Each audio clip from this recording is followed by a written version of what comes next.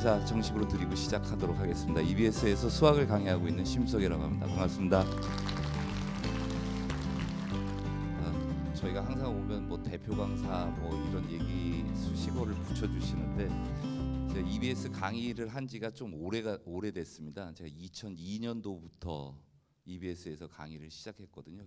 교직 경력은 지금 한 24년째 지금 접어들고 있습니다.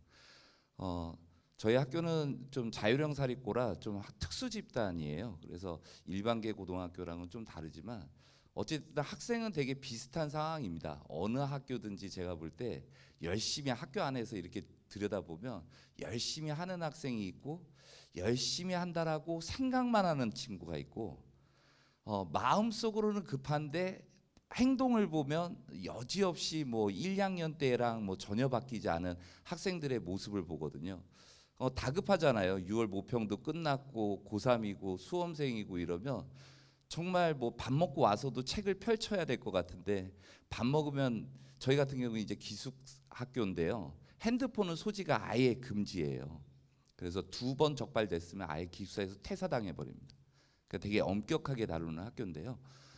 학생이 밥 먹고 나면 항상 인터넷에 와가지고 동영상 보고 또 뭐 메시지 같은 거 다 확인하고 일일이 핸드폰 없어도 다 하더라고요, 컴퓨터로. 그런데 이제 그런 모습을 제가 보고 있노라면 전 좀 깝깝한 거 있잖아요. 물론 이제 지금 학교에서 제가 3학년 부장을 하고 있는데요. 이제 전체를 학생들을 많이 이제 순회를 하다 보면 아니 수험생이 저러고 있어도 되나? 막 이런 생각이요. 우리 부모님들도 마찬가지가 아닐까라는 생각이 들어요. 집에서 이제 뭐 자녀분들이 아침에 이제 학교 가면 저녁 늦게 집에 들어올 거고 집에 들어올 때 어떤 얼굴로 들어와요? 막 신나서 노래 부르면서 들어오나요? 그냥 얼굴이 이제 약간 마시간 표정으로 이렇게 들어와서 아 힘드니까 나 건들지 마 뭐 이런 투로 들어오지 않나요? 공부한 티를 내는 게 아닐까요? 혹시 의심을 해보셨나요? 학교에서 정말 열심히 할까요? 제가 학생들 만나면 제일 먼저 하는 얘기 중에 하나가 공부하는 방법을 설명합니다. 그런데 재학생들이 공부에 성공하려면요 수업 시간에 공부를 해야 돼요. 근데 많은 학생들이 수업 시간에 공부를 안 합니다. 그냥 수업은 듣는 거예요. 그리고 딴 생각도 하고요. 약간 꾸벅꾸벅 졸기도 하고요. 그리고 나가지고 1교시부터 그럼 예를 들어서 7교시까지 수업이 끝나고 방과 후 수업이 끝나고 그 다음에 저녁에 자율학습으로 들어가는데 이 수업을 다 제끼고 나면 하루에 남는 시간이 몇 시간이냐고요. 공부 수업 시간 7시간, 8시간 빼고 잠자는 시간, 시간 빼고 나면 자기한테 주어진 시간이 평일날 같은 경우에 5시간도 채 되지 않는다고요. 근데 그런 시간을 가지고 내가 뭔가를 노력해가지고 무엇을 이룰 수 있는 건가, 본인의 목표를 이룰 수 있는 게 맞기는 맞는 건가 라는 생각을 많이 해보게 돼요. 사실 수업 시간에 선생님의 내용을 들으면서 당연히 이해를 해야 되고 이해를 못하는 거는 별표를 쳐놨다가 수업이 끝난 다음에 바로 질문을 한다든지 그리고 수업 시간에 필기를 하면서 외울 거는 외워주고 이런 식으로 공부를 해나가야지 이 없는 시간에 효율성을 발휘해 나갈 수가 있을 텐데 학생들은 그게 아니다라는 얘기예요. 그리고 또 다른 어떤 제일 잘못된 공부법 중에 한 가지를 말씀드린다면요. 학생들은 목표가 일단 없어요. 그냥 공부를 해야 된다라는 건 아는데 그 공부를 어떻게 해야 되고 어느 시기까지 뭐를 해야 되고 이렇게 구체적인 어떤 목표가 있어서 그거를 한 단계 한 단계 클리어해 나가야 되는데요. 그게 아니고 주어지는 시간에 그냥 책을 보는 것뿐이에요. 그러니까 예를 들자면 이런 거죠. 밥 먹고 저녁밥 먹고 자율학습이 시작됐어요. 그래서 교실에 들어왔는데 오늘 수행평가 숙제가 있네요. 그래서 숙제부터 합니다. 숙제를 해요. 1시간 정도 가죠. 뭐 이 숙제도 하고 저 숙제도 하고 일단 수학이 중요하니까 수학책을 펴요. 또 수학책 펴서 문제를 푸는데 오늘 머리가 좀 아프네요. 문제가 잘 안 풀려요. 한 2, 30분 막 끄적끄적 대다가 책 덮어버립니다. 영어 단어나 외워볼까? 그러면서 영어 단어를 펴요. 그래서 영어 단어 외우는데 오늘따라 또 암기가 안 되죠. 그럼 또 덮어요. 국어 문제를 풀어야 되겠다. 그리고 국어책을 펴요. 국어책은 읽히잖아요, 일단은. 그러니까 좋나 봐요, 그렇게. 그래서 막 읽고 문제 풀고 해답 맞추고 그리고 덮어버려요. 그리고 아니다, 강의나 하나 볼까? 그리고 강의 클릭해서 강의 보고 끝나요. 그게 하루예요. 그렇게 매일 가는데 과연 6월 모평을 위해서 그러면 어떤 준비를 했고, 본인은 등급은 지금 현재 수준이 어떻게 돼 있는데 어느 단계까지 개념은 끝냈는지, 유형 기출문제들은 확인했는지, 이런 어떤 점검이 없이 그냥 시간 때우는 공부를 하고 있다는 거예요. 근데 그런 친구가 좀 안타까워요. 그 친구한테 제가 질문해 보거든요. 야, 너는 항상 앉아서 공부만 한 것 같은데 왜 성적이 이럴까? 이렇게 질문을 던져봐요. 그럼 그 다음부터는 이제 울기 시작을 해요. 대부분의 학생들이. 왜? 억울하거든요. 아니, 남들처럼 놀아본 것도 아니에요. 그렇다고 딱히 정말 열심히 공부한 것도 아니고, 그러니까 이것도 아니고 저것도 아니고 너무 억울한 거죠. 차라리 놀기라도 해봤으면, 노는 데에서 얻은 재능이 나타날지도 모르잖아요. 그래서 그런 친구들한테 어떻게 보면 우리 부모님들이 지금 많이 계신 것 같은데, 우리 자녀한테도 꼭 이런 얘기는 해주셨으면 좋겠어요. 목표를 가지고, 그 목표를 가져라는 게 되게 추상적이잖아요. 그러면 조금 줄여주는 거예요. 네가 수능에서 예를 들어서 몇 등급 어느 대학을 가고 싶니? 그럼 그 대학을 가려면 정시에는 어느 정도 수능 성적을 얻어야 되는 거니? 그렇다면 너는 현재 어느 정도의 성적이 위치에 가 있는 거니? 그러면 이거를 갖다가 9월 달까지 이루기 위해서는 네가 해야 될 거를 한번 작성해 보렴. 차라리 이런 대화를 해보시는 게 어떨까라는 생각이 듭니다. 그래서 그런 계획을 잡을 때 오늘 들으셨던 내용 중에 야, 이런 계획은 좀 들어가 있어야 되는 건데, 부모님도 보시면 아실 거 아닙니까? 그런 계획이 어떤 방식으로 흘러가고 있는지. 그냥 우리 부모님들도, 그게 부모라는 게 그런 것 같아요. 저는 그 아들 녀석이 하나 있어요. 근데 지금 이제 마지막 파이널 시험을 치르고 있거든요. 외국에 있는데 지금 파이널이에요. 이제 대학을 가요. 그런데 문제가 뭐냐면 이 부모가 뭐라고 얘기할 수 없다라는 거죠. 얘가 그냥 빈둥대는 것 같기도 하고 이러는데, 아니, 목숨 걸고 좀 해보면 안 되나? 뭐 이런 생각이 드는데, 뭐라고 말을 꺼내잖아요. 그러면 지금 너무 힘들고 자기는 최선을 다하고 있는 거니까 막 이러면서 짜증을 내요. 그 다음부터는 얼굴색이 바뀌어가지고 말을 안 해요. 그러니까 애 무서워서 말도 못 꺼내요. 네. 시험만 끝나보면 저희 복수할 기회는 많죠. 네. 저는 반드시 복수할 겁니다. 네. 그래서 이 오늘 말씀드리는 것 중에 한 가지, 오늘 내용들을 학습법에 관해서 말씀드리는 거지만 주로 수학에 대한 얘기, 제가 수학 전공이니까요, 수학에 대해서 말씀드릴 겁니다. 이게 작년 대수능 끝난 이후에 이 기사들입니다. 신문 기사에 이렇게 난리가 났었고요. 저는 맨 마지막을 보면요, 황당히 그칩니다. 불수능 국어 특강에 엄마들이 몰렸다? 아니, 엄마들이 왜 가요 여기? 근데 요즘 그렇더라고요. 학원에 이제 온라인상에서 유명한 선생님이 이제 오프라인 강의를 여니까 강남 엄마들이 가서 오프라인 줄 서 있대요. 줄 서 가지고 자기 자녀들 앞자리에서 좀 들을 수 있게끔 그렇게 하고 있다라고 하더라고요. 근데 이거는 어디나 마찬가지인 것 같아요. 그런데 제가 이 기사들을 통해 가지고 좀 학부모님들하고도 같이 공유하고 싶은 사항 중에 한 가지가, 국어가 이렇게 어려워서 되겠느냐라는 얘기예요. 정말 1년을 달려온 애들이거든요. 근데 1교시에 본인의 어떤 기대치와 정반대인 시험을 치르고 있는 이 어린 친구들의 모습을 한번 상상해 보실래요? 한번요. 물론 대학에서 변별력이 있고 이런 거 좋다라는 얘기입니다. 하지만 1년을 준비해 왔는데 시험을 보면서 무슨 생각을 하겠습니까, 애들이? 아, 이건 나만 어려운 거야 라는 생각을 가질 것 같습니까? 아, 이 시험은 어려우니까 괜찮아 이런 생각을 가질 것 같습니까? 나만 어렵다고 생각한다고요. 그리고 시험이 끝났을 때 애들이 막 한숨 소리 들리면서 아, 나만 어려웠던 건 아니구나 그때 깨우치겠지만, 시험을 보는 당시에는 너무 스트레스가 심한 거죠. 아, 이게 별별 생각이 다 듭니다. 이래가지고 내가 대학 갈 수 있겠나부터 시작해가지고 내가 여태까지 뭐 한 거지? 근데 너무 어렵다라는 거죠. 그래서 솔직히 이제 올해는 좀 쉬워질 거라고 우리 다 예측을 했잖아요. 그런데 이 예측도 우리가 잘못된 예측을 하고 있더라는 거예요. 그러니까 쉬워진다라고 해가지고 1등 컷이 그러면 98점 100점 되길 바라는 그런 시험을 상상하면 안 되는 거죠. 그럼 그 이전 연도에 비해서 어려웠으니 그 이전 연도의 난이도를 맞춰달라는 거죠. 그러면 1등급 컷이 90점에서 92점 사이거든요. 그런데 이번 6월 모의평가 국어 같은 경우 1등급 컷이 87점입니다. 수학보다도 더 낮습니다. 학생들이 그렇게 어렵다고 얘기하는 수학보다도 더 낮은 1등급 컷이 형성돼 있다는 얘기예요. 그래서 저는 국어가 좀 그래도 90점, 92점 정도면 학생들이 심리적으로 좀 편안한 상태에서 볼 수 있는 시험이거든요. 변별력 충분히 갖춘 시험이고요.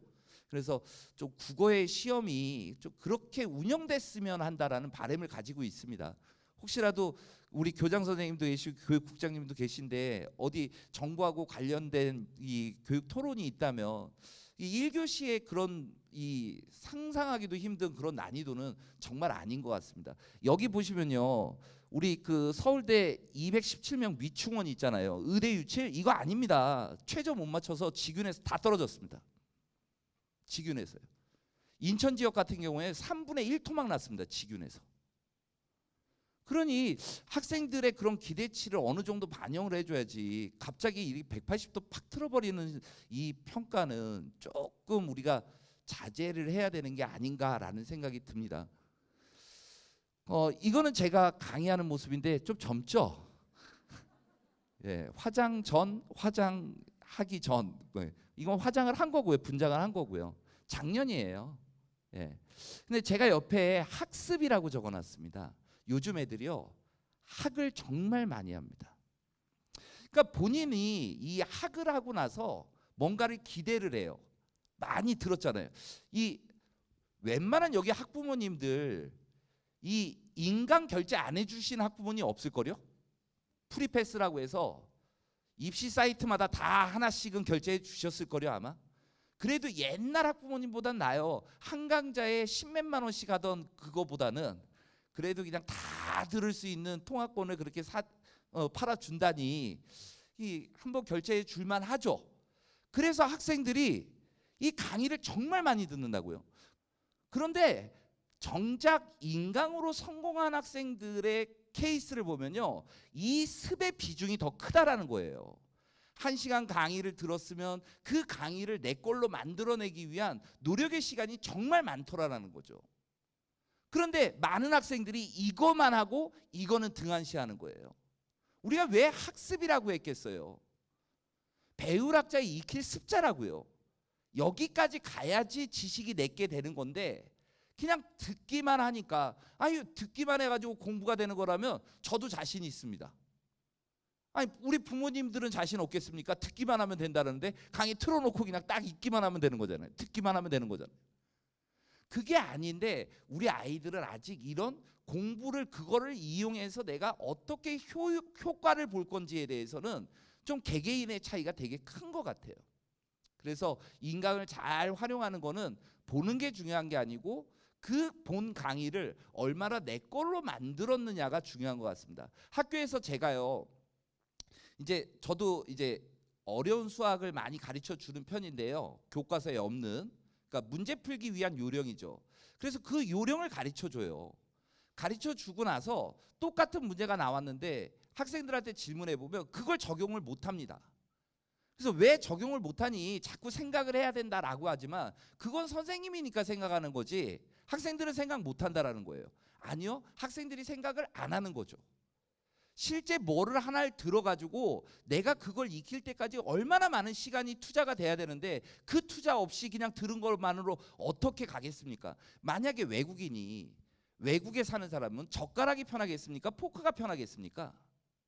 포크가 편하겠죠. 그런데 그 사람이 한국에 여행을 와가지고 식당에 갔다라고 쳐봐요. 근데 한국에 들어왔을 때 제가 젓가락질을 가르쳐 줬습니다. 그 외국인한테 젓가락을 이 두 손가락에 끼우고 이론을 가르쳐 주고 한번 해보세요. 이것도 괜찮아요. 그런데 어색하지만 하겠죠. 그리고 같이 식당에를 갔어요. 그 사람한테 포크 주고 젓가락 줘보세요. 그 사람 먼저 잡는 건 뭘까요? 포크 잡아버립니다. 왜? 이건 아직 불편한 거잖아요. 그런데 그 사람이 정말 열심히 연습해가지고 그게 익숙하다라는 걸 몸으로 체득하는 순간 포크를 잡을 거냐 젓가락을 잡을 거냐 고민하게 될 거라고요. 이 음식을 포크로 먹을까 젓가락으로 먹을까 고민하게 되겠죠. 저는 지식도 마찬가지라는 생각이 들어요. 아직까지 한번 들었을 때는 내게 아니니까 이거를 쓸 수 있다라는 생각 자체가 안 되는 겁니다. 그런데 그게 익숙해지고 나면 얼마든지 이걸 써볼까 저걸 써볼까 스스로 판단하게 돼 있다는 얘기죠. 모든 과목이 수학뿐만이 아니고 다 마찬가지라는 생각이 들어요, 저는.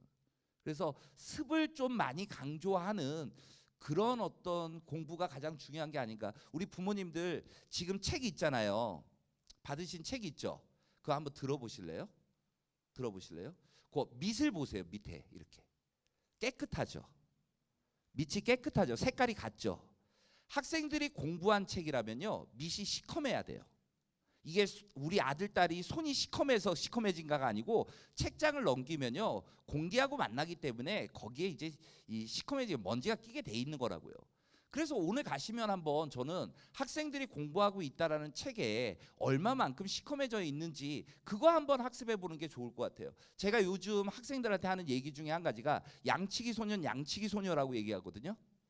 이 책 저 책 너무 많이 펼쳐요. 너무 많이 펼칩니다. 그러니까 수학 문제집만 가지고 있는 것도 몇 권이 될 겁니다. 그런데 한 번 제대로 풀어봤냐 이거죠. 실제 수능 특강 저희 연계교재 EBS 연계교재가 올해까지 70%입니다. 내년부터는 50%로 다운되는 거고요. 근데 70%면 30문항 중에 21문항이 그 시험지에 있습니다. 그러니까 다시 말하면요, 뭐 21문항 마치고 끝날 거냐? 제가 이따 등컷도 보여드리겠지만 21문제 맞히면요 점수가 그래도 많이 올라가요. 그리고 나영 같은 경우에 29번 어렵다는 29번도 연계 문제예요. 사실 그대로 비교도 해드릴 겁니다. 제가 그 책 하나만 제대로 풀어도 맞출 수 있는 문항이 그렇게 많은데 왜 이것저것 펼치는지 모르겠어요. 한 번 풀고 끝낼 게 아니고 두세 번 반복하고 이 문제를 다르게도 풀어보고 이렇게도 풀어보고 저렇게도 풀어보고 이렇게 다양하게 연습을 해줘야 되는데 펼치기만 많이 펼치니 공부는 했는데 효과는 없고 맨날 풀었던 데만 반복해서 풀고 있는 거죠. 우리 예전에 우리 어렸을 때 그 중학교 고등학교 때 그거 아시죠? 책 수학의 그 석 있잖아요. 그 책 보면요 맨날 펴가지고 기억 안 나세요? 맨날 집합만 하다가 끝났던 기억? 그죠? 집합이 맨 처음에 있었다라는 건 기억하시죠? 우리 부모님들. 요즘 애들도 똑같거든요. 맨날 앞부분만 하다 끝나는 거예요. 뒤에는 정작 가지도 못하고 시간 급하니까 그냥 대충 훑어버리고 이런 현상을 일으키더라라는 겁니다. 그래서 오늘 가시면 얘들이 공부하고 있는 책이 얼마나 시커매졌나. 그게 또 문제집을 사겠다라고 애들이 얘기하잖아요. 나 뭐 사야 되니까 돈 좀 줘라고 얘기하면 너 그 전에 책 끝낸 거 한번 갖고 와봐. 그래서 한번 뒤를 들어보세요. 네, 책을 갖다가 많이 양치일 게 아니고 저는 연계 교재와 기출 문제만 가지고 있다면 수학 다른 과목도 문제 없다라는 생각 듭니다. 그럼 분명히 자신 있게 여러분들한테 말씀드릴 수 있는 내용입니다. 수학 나영 같은 경우에입니다. 이게 요번 6월 모의평가가 하양색이 등급 컷이고요. 예, 요건 작년입니다. 비슷하지 않습니까? 그러니까 1등급 컷을 보시면요, 나영 같은 경우에 세 문항 틀린 친구까지가 1등급이었다는 얘기입니다. 그 다음에 두 문항 틀린 친구, 세 문항 틀린 친구, 요번에도 두 문항 틀린 친구입니다. 두 문항 틀린 친구로 봐야죠. 네 문제 4점, 수학이 2점, 3점, 4점이 있어요. 그럼 학생들이 틀릴 수 있는 케이스 조합을 해보면 4, 4, 4가 보통 많죠. 4, 4, 3은 실수한 거거든요. 보통. 그런 실수하는 애보다 어려운 거 틀리는 친구가 더 많은 거니까 이거는 실제 1등급을 받으려고 그런다면 두 문제를 틀려야 된다고 보시면 돼요. 그러니까 나영의 1등급은 두세 문항에서 결정되는구나 라고 보시면 되는 거고요. 그 다음에 2등급 컷을 보시면 나영 같은 경우에 5문항 틀린 친구입니다. 이건 4문항 틀린 친구입니다. 4문항. 이것도 4문항, 4문항, 5문항입니다. 근데 우리가 6월 모의평가, 9월 모의평가 수능으로 가면서 난이도가 높아지거든요. 그런 거 감안한다면 실제 2등급 컷은 4문항으로 보시는 게 올바릅니다. 그러니까 2문항 틀리면 나영에서는 2문항 틀리면 1등급이요. 그다음 4문항 틀리면 2등급이다라는 걸 보시면 되겠고요. 수학 가형 같은 경우에는 작년 6월 같은 경우에는 이건 3문항 틀린 친구입니다. 3문항. 그다음 2문항, 2문항, 3문항. 가형도 비슷하죠. 2문항에서 3문항이지만 안정권에 들어가려면 1등급을 받으려면 2문항까지만 틀려야지만 1등급을 받을 수 있는 거고요. 여긴 다르죠. 이건 5문항 틀렸습니다. 어려운 시험이었죠. 요거 3문항 틀린 겁니다. 3문항 틀린 겁니다. 4문항 틀린 겁니다. 그러면 실제 가형 학생들 같은 경우에 내가 목표를 2등급으로 하고 있다면 몇 문항 틀리는 것까지를 목표로 잡아야 될까요? 3문항이죠. 3문항이죠. 이게 나형하고 가형하고의 차이점이 뭐냐면요. 이거는 가형에서는요. 문제 하나 틀릴 때마다 등급이 하나씩 떨어져 나갑니다. 그러니까 2개 틀렸다라고 얘기하면 1등급이었죠. 3개 틀리면 2등급, 4개 틀리면 3등급 이런 식으로 떨어져 나간다는 얘기예요. 그래서 가형은 아무래도 이과에 있고 수학 잘하는 애들만 남아있고 특히나 가형에서 수학이 잘 안 됐던 친구는 한 1년에 8만 정도가 나형으로 넘어가거든요. 그러니까 여기에는 수학 잘하는 애들만 남습니다. 결국. 그래서 상위권이 이렇게 조밀조밀하다라는 거, 문항 하나에 등급이 하나 떨어져 나간다라는 거 조심하셔야 될 부분이에요. 목표를 잡을 때. 자, 근데 제가 1등급, 2등급, 3등급 안 보여드리고 5등급을 보여드리잖아요. 5등급 점수 한번 보실래요? 몇 개 틀렸는지 세기도 힘듭니다. 맞은 개수 세는 게 더 빠르죠. 32점입니다. 그러니까 요번 6월 모의평가를 보고 왔는데 우리 자녀의 성적표에 만약에 수학이 5등급 찍혀 있다. 얘 수학 공부 안 한 겁니다. 전 자신 있게 얘기합니다. 5등급 수학 공부 안 한 겁니다. 실제 2점짜리와 3점짜리만 다 맞춰도 48점입니다. 그런데 2점짜리와 3점짜리도 다 틀리고 있다는 얘기인데 무슨 공부를 하고 있다는 얘기인데요. 사실 3점짜리는 학생들도 알거든요. 3점짜리가 그렇게 어렵지 않다라는 거예요. 우리 교과서로 얘기하면 그냥 문제 조금 어려운 거랑 연습 문제 수준이에요. 그러니까 교과서 문제도 안 풀고 있다라는 건데 무슨 강의를 듣고 있다라는 거예요. 저는 정말 잘못됐다라는 생각이 듭니다. 그래서 학부모님들 그저 너 5등급 받았어?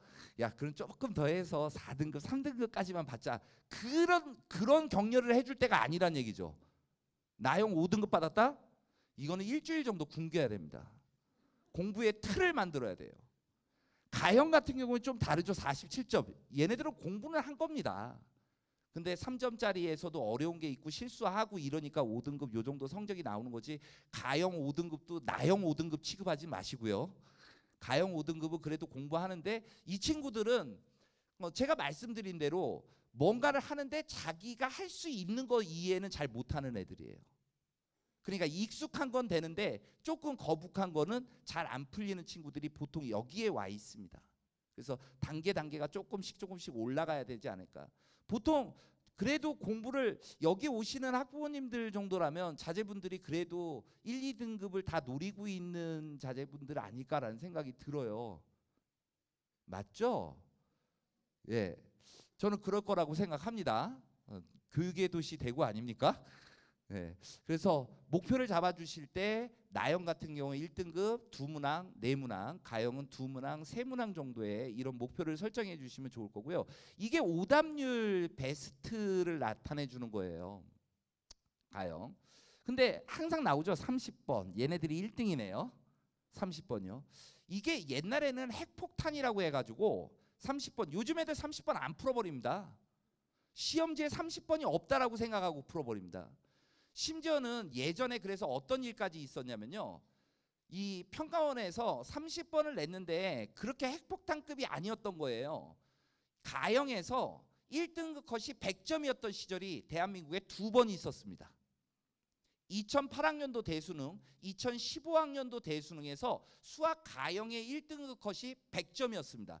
아니 1등급 컷을 100점을 하려고 시험을 냈겠어요? 그게 아니죠. 그러니까 시험 문제를 냈는데 요 정도는 틀려줄 줄 알았는데 맞춰버린 거예요. 2008년도에 그런 일이 터졌죠. 그러면서 그때 평가원에서 제가 평가원 일을 2005년도부터 2015년도까지 했는데요. 2008년도에 무슨 얘기했냐면 대한민국 수학 이과에는 수학 잘하는 애들 정말 많다. 한 문제는 정말 어렵게 가야 된다. 선생님도 못 풀 정도로 가야 되는 게 맞는 거다. 이런 논의가 이루어졌던 거예요. 그리고 나서 점점 지나다가 그게 퇴색되고 봐보세요. 2008년, 2015년 세대교체 일어납니다. 출제자 풀이 바뀌어요. 예. 그러고 나니까 옛날 일을 기억을 못 하는 거죠. 그러니까 문제를 냈죠. 그랬더니 다 맞춰버린 거죠. 심지어는 그때 당시에 어떤 일이 있었냐면요. 의예과 가고 싶었던 친구가 있는데 아니 수학이 30번을 어떻게 해서 공부한다고 해서 될 일이 아니니까 30번은 포기하고 나머지를 다 맞춘다. 그래서 96점을 찍는다라고 목표를 잡고 공부를 했던 애예요. 그리고 실제 96점을 맞았는데 웬걸이요? 1등 컷이 100점 나왔네요. 2등급이었어요. 그래서 메이저의 의예과를 못 가고 지방에 있는 의예과를 갔습니다. 사실. 그러니까 요즘 애들은 애시당초 이제 100점 떨어질 일은 없습니다. 그러니까 30번 안 풀어요. 그러니까 평가원이 또 무슨 생각하고 있냐면요. 옛날보다는 조금 쉽게 내요. 오히려 21번이 30번보다 더 어려웠습니다. 이번 6월 같은 경우에 제가 볼 때 30번보다 21번이 더 어려웠습니다. 근데 학생들의 오답률에선 얘가 1등이 나타나는 이유는 뭐예요? 시험지 안 보고 있으니까요. 근데 막상 보면 21번보다 29번보다 풀만한 문제였다는 거죠. 그래서 그런 것도 학생들이 좀 고민해 봐야 될 변화된 상황이 아닌가라는 생각이 들고요. 어찌됐든 시험에서 수학 가형이든 나형이든요. 수학 공부 아까 제가 말씀드린 거 있죠? 연계교재 문제 다 풀겠다 이겁니다. 그리고 기출문제 한 번, 두 번 돌렸다 이겁니다. 그러면 남는 문제는 20번, 21번, 28번, 29번, 30번 이 5개입니다. 관건은. 어찌됐든 오답률 베스트 안에 들어가는 문항 중에 제일 많은 게 걸리는 게 이런 거라고요. 29, 28, 21, 20 이런 순이라고요. 근데 요 두 문항은 객관식이고요. 세 문항은 주관식인 겁니다. 주관식. 주관식은 잘 못 찍잖아요. 어차피 확률은 100분의 1이거든요. 아니 1000분의 1이죠. 1000분의 1. 999분의 1 정확하게 얘기하면요. 왜 세 자리 이하의 자연수거든요. 그 1부터 999까지 중에 답이 하나 있는 거죠. 답이 하나 있는 겁니다. 0이라고 쓰면 안 됩니다. 절대요. 그리고 학생들 주관식 마킹할 때 잘못하는 사례가 제일 뭐냐면요. 이거 한 자릿수 정답 없애야 돼요. 옛날에는 없다가 한 자릿수 정답을 만들어냈는데요. 학생들이 100의 자리, 10의 자리, 1의 자리가 있잖아요. 그러면 한 자리 정답이 나오면 1의 자리에다 마킹해야 되잖아요. 그런데 마킹을 10의 자리 거기에만 마킹한 애들이 있어요. 답이 만약에 7이었다 그러면 10의 자리 7에다가만 마킹을 해놓습니다. 이거 오답입니다. 그래서 실제 리딩을 돌려보면 그런 친구가 저희 학교 200명 중에 한 5, 6명씩 계속 나옵니다. 시험 때마다. 그런 실수를 한다라는 거예요. 그래서 주관식 같은 건 찍을 수도 없잖아요. 그러니까 되게 어려운 상황이라고요. 그런데 만약에 100분이라는 시간 속에서 일단 5문제를 제외하고 25문제를 풀 때 우리가 그 25문제를 잘 정성 들여 풀면 시간이 충분하잖아요. 또 문제가 쉽거든요. 앞에 문제들 되게 쉬워요. 눈으로도 풀 정도예요. 앞에 시험지는요. 한 5초 만에 페이지가 넘어갑니다. 바로 학생들이. 그 정도로 훈련이 된다고요. 학생들이. 그리고 나면 어쨌든 시간 세이브가 많이 되니까 남는 시간 동안에 내가 풀 수 있는 이 5문항 중에 선택해서 골라가지고 이제 많이 풀면 여기에서 이제 2, 3문제가 걸쳐지는 거예요. 걸러지는 거예요. 그러면 내가 2등급이냐 1등급이냐 이런 단계가 될 수가 있다라는 거죠. 일단 그래서 이 20, 21, 28, 29, 30을 제외한 25문제를 다 맞추는 훈련이 먼저 이루어져야 된다라는 점. 그 점을 좀 수학에서는 좀 알아주셨으면 좋겠습니다. 그리고 사실 요번에도 변화가 있었거든요. 수학 정답이요. 학생 있나요? 여기 수험생? 학생 있어요? 학생은 하나도 없네요. 이게 요령이거든요. 이 예전에 평가원이 그 정답의 개수라는 게 있어요. 21문항이라고 그러면 고름 분포를 하게 돼 있습니다. 전국 연합은 조금 다릅니다. 평가원은 고름 분포를 시켜야 돼요. 그러면 21문항을 고루 분포시킨다면 4문항에 한 문항은 정답이 5개가 들어가겠죠. 오지선다니까요. 4, 5, 20에 하나 더 붙을 거 아닙니까? 그러니까 학생들이 객관식을 풀고 나서 몇 문제를 못 풀었어요. 예를 들자면 그러면 정답의 개수를 셉니다. 그럼 비는 개수에 밀어버리면요. 맞춰버립니다. 그래서 그러던 시절이 한 3년 전까지 이루어졌었습니다. 그래서 객관식에서 가장 변별력 있다는 20번, 21번을 찍어서도 맞출 확률이 높아져 버린 거예요. 그래서 평가원이 궁여지책으로 내놓은 게 2년 전에 20번까지 21번이 가장 변별력이 높은 거니까 20번까지의 정답을 모두 4개로 일치시켜 버렸습니다. 일치시켜 버린 거예요. 그러면 마지막 정답이 어디에 갈지 모르는 거잖아요. 변별력을 확보할 수 있다. 저는 이게 조삼모사였습니다. 말도 안 되는 거죠. 그러면요, 잘 생각해 보세요. 20번까지 풀고 나서 비는 자리가 있다면 걔가 정답이죠. 다 개수가 맞을 테니까요. 그러니까 작년에는 어떤 일이 있었냐면요, 6월 달에는 그 정답의 개수가 20번까지 맞췄다가 9월 달에는 엉클었다가 수능에서도 엉클어 버렸어요. 그리고 요번 6월 달에는요, 제가 20번, 21번까지 안 풀고, 저는 정답의 개수 셉니다.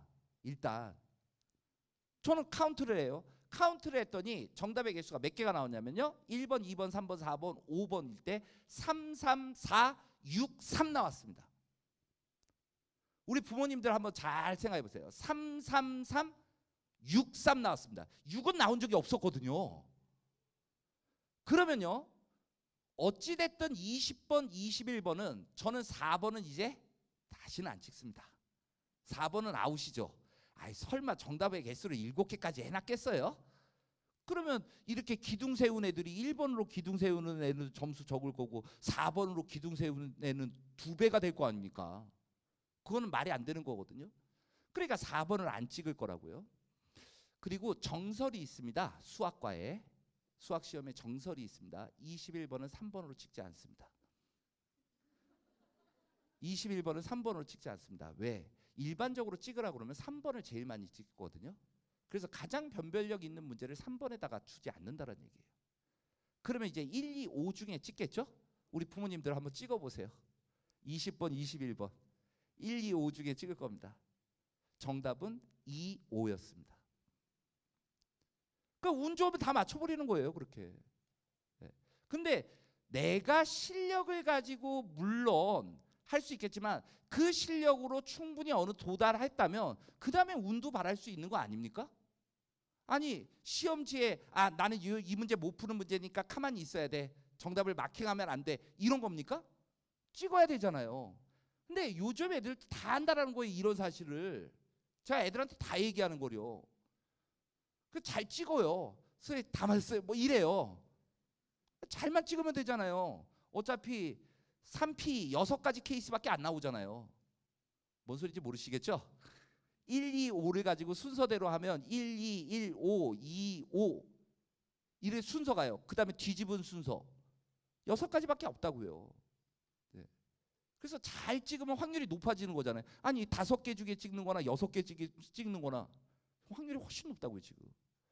그래서 그런 훈련까지도 지금은 이 시험이 아주 치밀해지고 있다는 거예요. 수능이 되게 오래됐기 때문에 그런 전략을 많이 파고듭니다. 제가 수학 선생님이지만 국어 선생님은 어떻게 이번 시험을 평가하고 있나, 이런 얘기도 강의를 통해서 들어봅니다. 국어도요, 요즘 요령이라고요. 화작이 쉽거든요. 1번부터 10번까지가 화작 문제라고요. 이 화작을 처음부터 공들여서 푸는 게 아니고 여기에서 시간 세이브가 일어나야 돼요. 시간 세이브가 일어나야 돼요. 그 다음 학생들이 제일 힘들어하는 게 비문학 쪽이에요. 근데 비문학에서도 우리 자제분 중에 시험 봤더니 어떤 날은 요번 시험에서는 3등급 받아오고, 어떨 때는 1등급 받아오고, 어떨 때는 2등급 받아오고, 또 3등급 받아오고, 또 1등급 받아오고, 막 이런 등급이 왔다 갔다 하는 국어 성적을 보이는 친구들이 있을 수 있습니다. 그러면 그 친구는 자신의 국어 실력을 몇 등급으로 이해하고 있을까요? 1등급으로요. 제일 잘 본 거를 기억하게 돼 있거든요. 좀만 하면 난 1등급이야 이런 생각 가지고 있습니다. 그런데 걔는 이게 뭐 아니면 돕니다. 국어 성적이. 지문이 비문학에서 지가 읽기 편한 게 나오면 1등급 나옵니다. 근데 지가 읽기 불편한 지문이 나오면 3등급으로 곧장 떨어지는 애들이에요. 그래서 그런 친구들은 이 독해하는 훈련을 계속 시켜주셔야 돼요. 그리고 국어는 어렸을 때 독서를 많이 한 애들이 국어 공부 안 해도 1등급 찍어버립니다. 이게 독해가 빠르거든요. 국어 성적 안 나오는 애들이 어렸을 때 독서량이 조금 떨어졌던 애들이에요. 예, TV 좋아하고 이랬던 애들이에요. 근데 학생들 나쁜 건 아니니까. 어쨌든 그래도 그 친구들이 만회하려면 그 비문학 독해를 좀 자주 해줘야 된다라는 사실. 그리고 어쨌든 국어 같은 경우 EBS 연계교재에서 지문을 연계하잖아요. 그 지문이 친숙하다라는 거는 느낌이 다르거든요. 그래서 그런 지문들 좀 많이 좀 읽어봤으면 한다라는 생각이 듭니다. 이거는 대수능 출제 기본 방향인데 이게 정답이거든요. 대학 교육에 필요한 수학 능력을 측정하고 있다라는데 작년 국어 같은 경우는 아니다라는 얘기예요. 이거에 위배했으니까 좀 올해는 좀 국어에서 제발 이러지 않았으면 좋겠다라는 얘기입니다. 수학도 너무 물론 폭탄적인 거 애들 변별하기 위한 시험 중요하다는 거 알아요. 하지만 아니 대학 교육에 그 정도 필요한 거 아니잖아요. 근데 외국에 정말 뭐 유명한 대학 그런 실험도 많이 하잖아요. 그 친구한테 와가지고 수학과 다니는 애들한테 와가지고 수학 문제 우리나라 수학 문제 풀게 했더니 하나도 못 풀고 있잖아요. 우리나라 수학 문제, 국어 문제 정말 수준이 너무 높습니다. 대학 교육에 필요한 게 아니고 대학 교육이 끝난 것 같다는 느낌? 그래서 그 수준이 좀 낮아져야 된다라는 생각이 들고요. 학교 교육을 통해 학습된 능력을 측정하고 있다라는 이건 맞아요. 이게 공교육이잖아요. 학교에서 공부를 해야지 학생들은 학교에서 공부 안 하고 학교 수업이 다 끝난 이후에 인강을 통해서 공부를 하려고 그래요. 그럼 뭐라고 그러는 줄 아세요? 학교 공부를 따라가기 힘들어요. 뭐 해요? 이래요. 그러면 인강을 통해서 빨리 본인이 진도를 확보해서 학교 수업에 복귀를 해야 되는데 그게 아니고 학교는 학교대로 가는 거고 학교 수업 끝난 후에 본인의 어떤 이 수업이 이루어지고 있는 듯한 모습을 너무 많이 봅니다. 이게 잘못된 거예요. 저희 때 우리 부모님 때 아시잖아요. 저희는 과외 금지였죠. 재학생 학원 금지였잖아요. 법으로. 요즘 애들은 그렇게 못 막잖아요. 그런데 너무 노출돼 있고 잘못돼 있다라는 건 분명한 것 같아요. 너무 거기에 익숙하니까 학교 교육은 팽개치고 그냥 본인이 하면 된다라고 생각하는데 하면 되는데 여태까지 왜 못하고 있냐고요. 그럼 분명히 잘못된 길을 가고 있다라는 거니까 빨리 보충해서 학교에서 수업 시간에 공부할 수 있게 만들어주는 게 가장 올바르지 않나. 고등학교 교육과정 내용과 수준인데 조금 넘나들고 있다라는 거. 이런 부분 때문에 지금 이게 국어가 빌미가 돼가지고 그 시민단체에서 요번에 그 2019 대수능을 갖다가 소송을 걸어버린 겁니다. 이걸 가지고요. 그래서 한번 보여드리는 거고요. 어쨌든 뭐 지금 뭐 교과서가 뭐 수능 특강이다, 뭐 수능 완성이다 이게 고등학교의 교과서는 아닙니다. 교과서는 아니에요. 하지만 기본적인 문제를 교과서에서 수업 시간에 연습을 하고 그 다음에 그거에 대한 또 다른 문제를 연습하고 싶잖아요.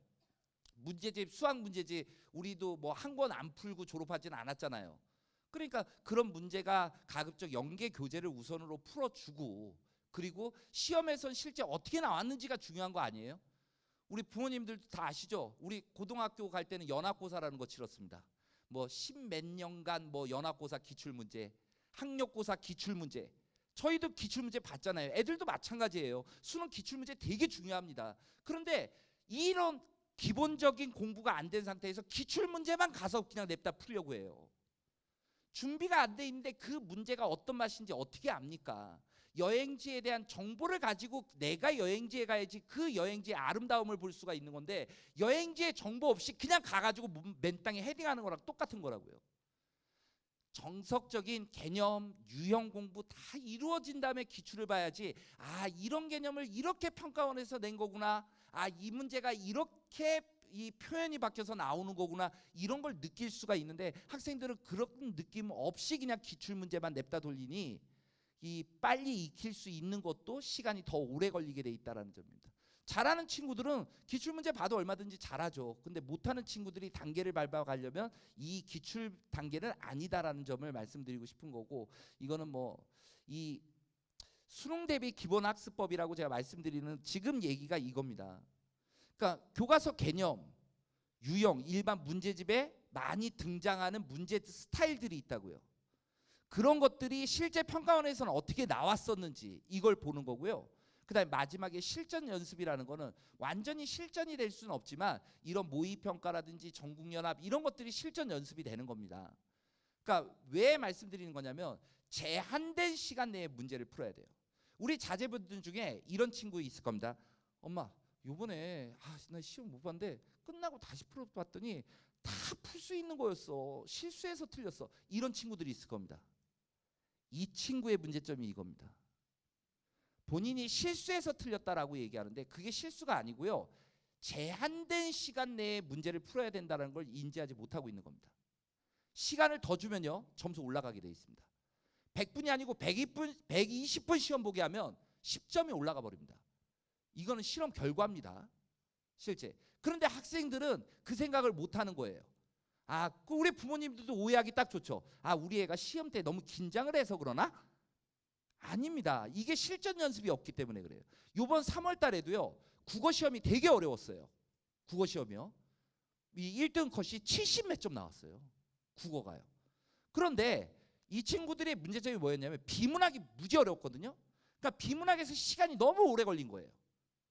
너무 오래 걸린 거예요. 그러니까 나머지 문학이라든지 이런 부분을 빨리 풀다가 실수가 다 일어나 버린 거예요. 먼저 다 떨어졌죠. 아니 분명히 비문학이 그렇게 어렵다면 다른 파트는 쉬운 파트가 있을 거 아닙니까?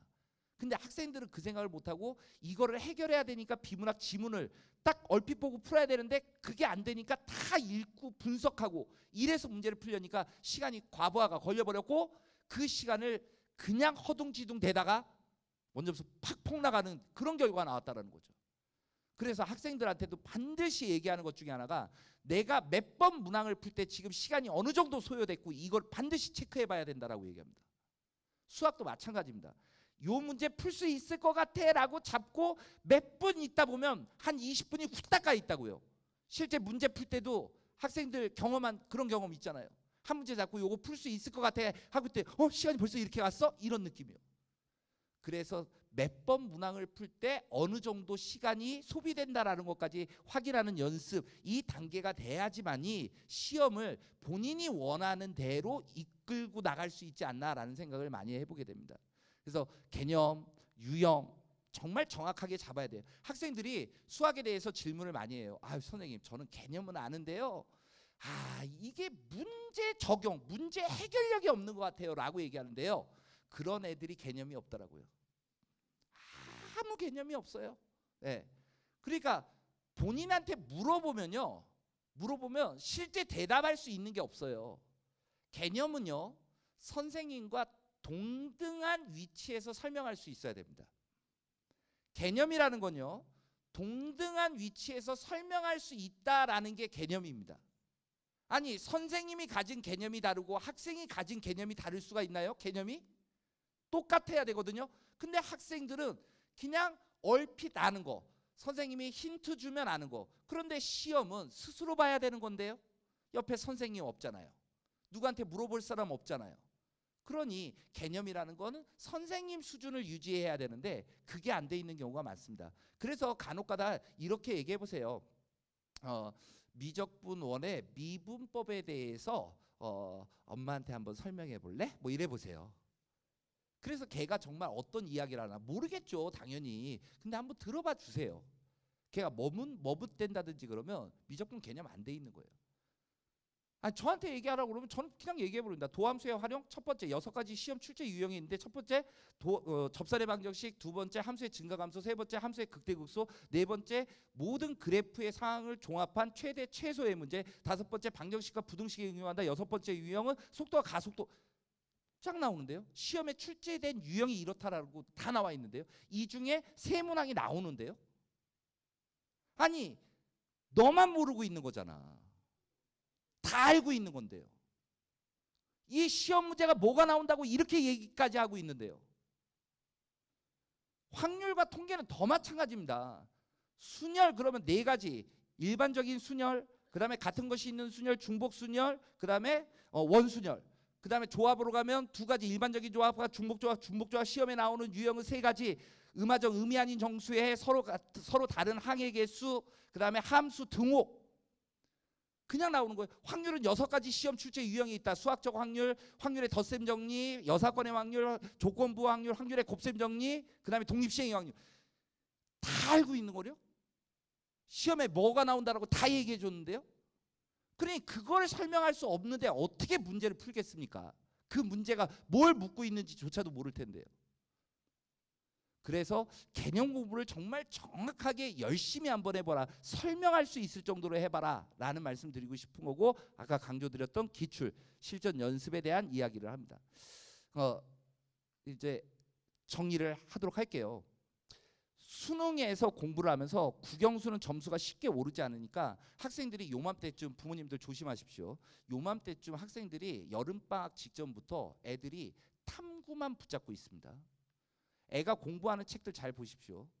탐구만 붙잡고 있는 애들이 있어요. 어떤 생각을 가지고 있냐면요, 탐구는 공부하면 오르니까 국어나 영어나 수학은 공부해도 잘 안 오르잖아요, 쉽게. 그러니까 내가 탐구라도 해서 성적을 올려서 우리 부모님께 보답이라도 해야 되겠다라는 생각을 갖는데 절대 보답을 못합니다. 왜 그러냐면요, 이게 상대평가잖아요. 요즘 애들 탐구요 2학년 때 다 끝내버립니다. 2학년 때 다 끝내고 와요. 3학년 때 문과 같은 경우에 탐구 등급 컷을 보면요 48점, 50점입니다. 50점 만점에. 그 이유가 뭔지 아십니까? 그리고 탐구는 2점, 3점이에요. 그럼 어려운 문제는 몇 점짜리겠어요? 3점짜리예요. 근데 48점이 등급 컷이라는 얘기는 뭐겠어요? 다 맞거나 하나 실수한 애를 용납해 주겠다는 뜻입니다. 그 정도입니다, 탐구 과목들이. 그런데 지금 후발주자로 막 열심히 한다고 해서 걔네들의 경지를 갖다가 따라갈 수 있을 것 같아요? 원점수만 상승합니다. 그래서 원점수만. 물론 당연히 공부해야 되는 거 맞죠. 그런데 국어 공부도 하고 수학 공부도 하고 영어 얼마나 지금 요령입니까? 맨 앞에 장면 보셨어요? 서울대 정시 합격자 중에 영어 등급 몇 등급? 4등급. 이 친구는 연대를 갈 수 있게 없게요? 연대 절대 못 갑니다. 정시 때 어떻게 쓰겠어요? 가군에? 서울대 썼겠죠? 가군에. 그 다음에 나군에? 연대 안 씁니다. 고대 쓰겠죠. 고대 쓰겠죠. 왜? 서울대 고대 영어 반영이 비슷하니까요. 그러니까 영어 감점이 아주 작으니까 영어 과목을 수능 과목에서 드러내버리는 거예요. 영어 공부 안 하고 내 실력으로 봐서 그거 맞더라도 다른 과목에 성적 올리면 내가 원하는 서울대 간다 이거예요. 지금 시험이 이렇게 요령껏 지금 변형돼 있다라는 거예요. 그런데 순박하게 열심히 해서 내가 갈 수 있지, 이건 정말 착한 우리의 마음 아닐까요? 그런 요령도 우리 충분히 고려를 해야 된다라는 거예요. 그 싸움에서 이겨야 되는 거요. 제가 싸움에서 이기는 방법을 지금 말씀드리는 거 아닙니까? 정당하게 싸워야 되겠죠. 그런데 시험 자체가 지금 그런 분위기가 정당하지 않은 데에서 나만 정당하다고 해서 정당할 수 있는 건가요? 그건 아니라는 생각이 듭니다, 개인적으로. 그래서 탐구소녀로 만들지 마시고 국어 영어 시간 내서 공부할 수 있게끔 만들어 주십시오. 수학도 얼마든지 점수 올릴 수 있습니다. 6월 모의평가에 4등급 5등급이었던 친구들이 수학 공부해가지고 수능 때 1등급 2등급 찍는 사례 정말 많이 봤습니다. 가영의 사례는 좀 다르고요. 가영은 원체 하는 애들이 많으니까요. 그래서 그런 사례들을 좀 알아주셨으면 좋겠고, 뭐니 해도 정시가 갑이다. 이 학생들 중에 100% 수시 없고요, 100% 정시 없습니다. 우리 부모님들도 명심하십시오. 100% 수시 없고요, 100% 정시 없습니다. 근데 학생들은 정시가 잘 안 되니까 난 수시로 꼭 가야 돼, 이런 생각을 해요. 그런 학생들이 수시로 가야 돼. 물론 수시로 이제 자기소개서다 뭐 생기부다 이런 관리를 열심히 하겠죠. 학교 생활도 열심히 한 걸 테고. 그런데 수시로 가야 되겠다라는 애들이 교과 공부를 소홀히 하는 순간 수시에서 뭐가 되겠습니까? 우리가 대학에서 수시에 종합전형이라 하는 것도 기본적으로 학업 역량이라는 걸 보게 돼 있어요. 그게 교과입니다. 근데 그 교과가 안 돼 있는데 뭐를 할 수 있다라는 거예요. 비교과로만 대학 가는 거 아니다라는 겁니다. 그리고 정시로 가볼까요? 그래서 수시 다 팽개칩니다. 그리고 난 정시야. 왜? 내가 갈 수 없다라는 걸 본인이 아는 거거든요. 수시 내신이 안 되니까. 그러니까 정시에 갈 거야라고 하지만 지금 수시와 정시의 비중이 몇 대 몇입니까? 7대 3입니다. 그러니까 예를 들어서 10명 뽑을 건데 지금 7명을 다 선발해 놓은 상태입니다. 그 3명 자리를 놓고 이 시험 보고 있는 거예요. 얼마나 경쟁이 치열한지 아십니까? 하나 틀릴 때마다 대학이 바뀝니다. 한 문제 틀릴 때마다 대학이 바뀝니다. 솔직한 말로요. 정시를 보고 나면요. 제가 이런 얘기예요. 고대 간애가 건국대 간애한테 야 너도 좀 열심히 하지 그랬니? 이런 얘기 못한다라는 거예요. 점수 차이가 거의 없습니다. 조밀조밀해서요. 학과의 차이가 있습니다. 학과의 차이. 그 정도로 조밀해진다라는 것도 좀 아셔야 되는 거니까 수시는 수시대로 기회를 노려야 되고 정시 끝까지 잡고 있으면서 공부하는 태도를 버리지 않는다면 열심히 할 수 있습니다. 제가 학생한테 해주는 매 그런 친구들이 꼭 나타나긴 나타나더라고요. 저는 그런 얘기합니다. 어떤 친구가 이제 한 9월 10월 되면 정말 막 고민 많이 하고 정말 막 이런 친구들이 있어요. 막 울기도 많이 울고. 근데 제가 그런 친구들 관찰 결과 그 친구한테 무슨 얘기를 해준다면 만약에 대학에서 너를 뽑지 않는다면 이 종합전형 나는 잘못됐다라고 생각한다라는 얘기를 해주는 친구들이 있습니다. 정말 학교 공부 열심히 하고 정말 최선을 다한 친구인데 그게 얘가 대학을 못 간다는 게 말이 됩니까? 말되지 않는다라는 생각이 듭니다. 그래서 그런 친구들은 꼭 자기가 원하는 대학에 합격을 하더라고요.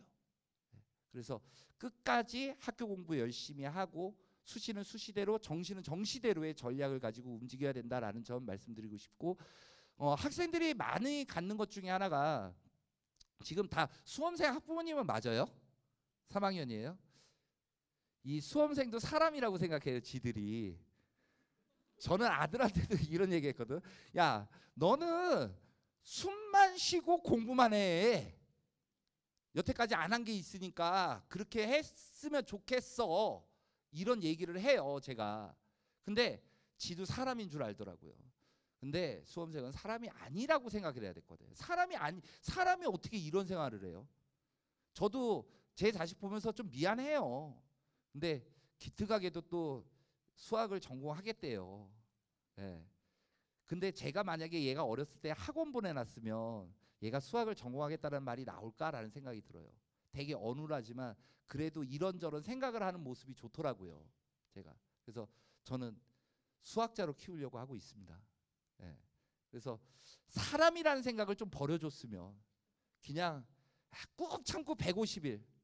아이 우리 단군 어른들도 마늘 먹고 100일 참았는데 좀 참고 뭔가를 해야지 보상이 따르지 않나. 그러니까 사람이라는 생각을 하는 순간 공부에 집중을 못한다라는 거예요. 이것도 해야 되고 저것도 해야 되고요. 오늘 밤 난리 날 거려 아마. 우리 부모님 다 아시잖아요. 지금 아니 20세 이하 이 결승이에요.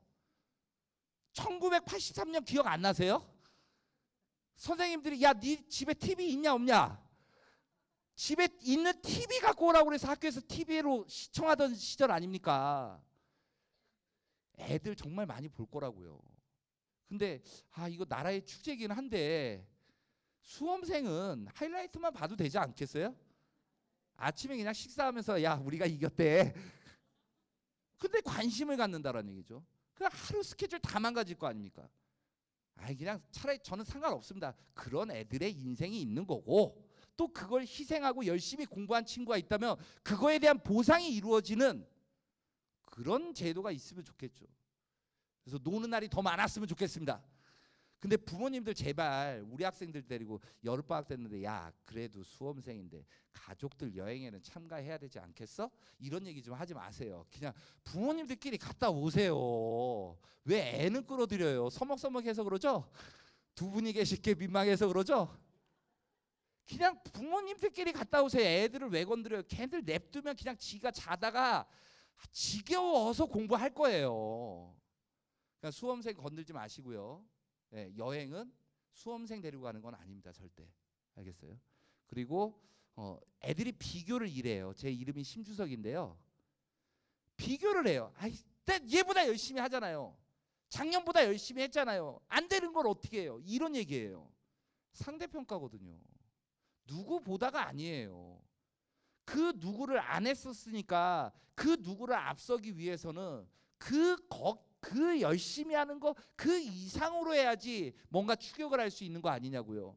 아니 내 앞에서 100m 앞에서 달리고 있는 친구가 있어요. 그러면 내가 저 친구와 똑같은 속도로 달린다고 해서 저 친구를 따라갈 수 있냐고요.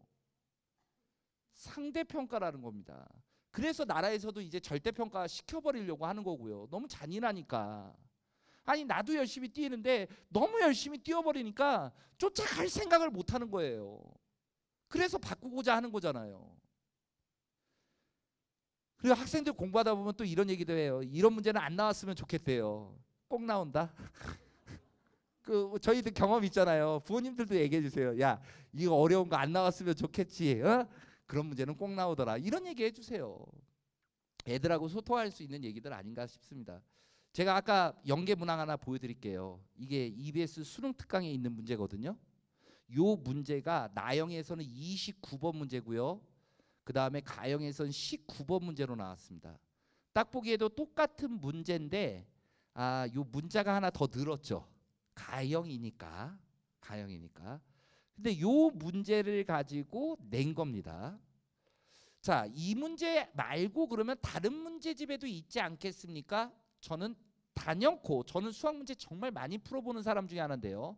일반 시중 문제집에 단연코 이 문제 없습니다. 근데 표현은 바뀌었습니다. 잘 보십시오.